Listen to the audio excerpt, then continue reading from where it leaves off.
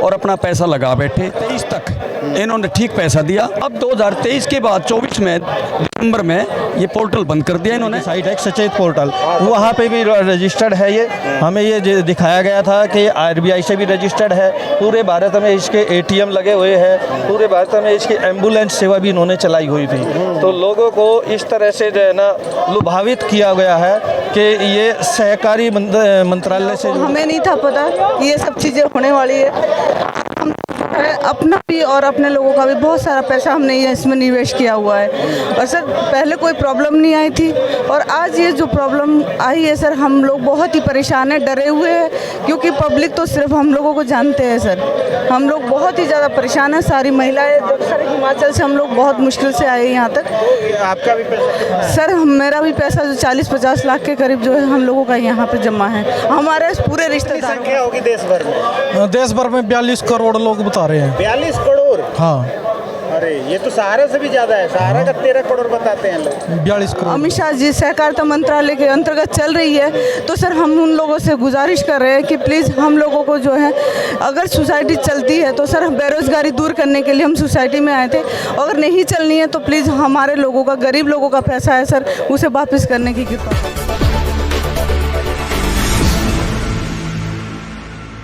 नमस्कार, नवजागरण लाइव में आपका स्वागत है। जंतर मंतर पे हैं हम और यहाँ पे कोऑपरेटिव सोसाइटी के ये सारे पीड़ित लोग हैं जो यहाँ पे आज प्रदर्शन कर रहे हैं। और आपको ये मालूम होगा कि देश में पहले से ही सहारा और पल्स जैसी तमाम चिट फंड कंपनियां हैं, कोऑपरेटिव सोसाइटी के तहत वो सारी काम कर रही थी और लगभग करोड़ों लोगों को अरबों रुपए का चूना लगा के और वो चली गई। आज फिर ये लोग सारे शिकार हुए हैं। बाकी क्या इनका कहना है हम जानते हैं, कुछ लोग हैं हमारे साथ। बताइए क्या कहेंगे इस पर? मेरा नाम सुरेंद्र रोहिला है, मैं पानीपत से हूँ। ये एक वुमेन कोऑपरेटिव सोसाइटी थी जो कृषि मंत्रालय भारत सरकार द्वारा पंजीकृत थी। ये थी ये। तो इसमें हमारे कुछ सभी ने लीडरों ने ये बताया कि भाई इसका जो वो सारा का इसका कृषि मंत्रालय का जो वो है, ये कृषि मंत्रालय के है और इसके यहाँ रजिस्टर्ड है और इसका 476 नंबर है और ये अमित शाह के अंडर में आती है, मंत्री हैं। तो हम सहकारिता मंत्रालय के अंडर आती है। हम इस झांसे में आकर के और इसमें जुड़ गए और अपना पैसा लगा बैठे। अब 2023 तक इन्होंने ठीक पैसा दिया, कई सालों से देती आ रही थी। अब 2023 के बाद 24 में दिसंबर में ये पोर्टल बंद कर दिया इन्होंने और कई हजार आदमियों का इसमें पैसा फंस गया। उसमें गरीब आदमियों के सपने थे, दो पैसे जोड़ के, कोई 500 जोड़ता है, कोई 1000 जोड़ता है। वो इसलिए जोड़ता है कि भी मेरे बच्चे की पढ़ाई के लिए, मकान के लिए, बेटी की शादी के लिए। और ये दिसंबर 3 तारीख को इन्होंने पोर्टल बंद कर दिया और ये सारा पैसा हड़प के ले गए। तो या तो सरकार इनको क्यों मान्यता देती है, और सरकार अगर मान्यता देती है तो सरकार इसकी जिम्मेवारी लो। जब ये सहकारी मंत्रालय के अंडर में आती है तो सरकार की जिम्मेवारी है। अब सरकार भी हाथ उठा। बंद होने के बाद जो ब्रांच वगैरह है आप लोग फिजिकली सब बंद हो गए, सब बंद है जी। सब फरार हो गए हैं। जो इसके लीडर थे वो सब भाग रहे हैं, कोई आगे नहीं आता। अब हम तो देखो सरकार से यही प्रार्थना करते हैं कि अमित शाह और मोदी जी कि इन गरीबों का पैसा कैसे भी करके इन गरीबों का पैसा दिला दे।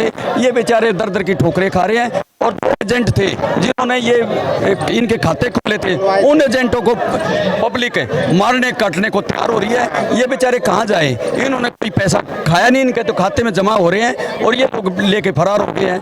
अब कहाँ जाए जो एजेंट? आप भी निवेशक? हम भी निवेशक हैं जी। कितना पैसा? मैंने भी 55 लाख के करीब इसमें लगाया हुआ है। हम भी पीड़ित हैं इस चीज़ के।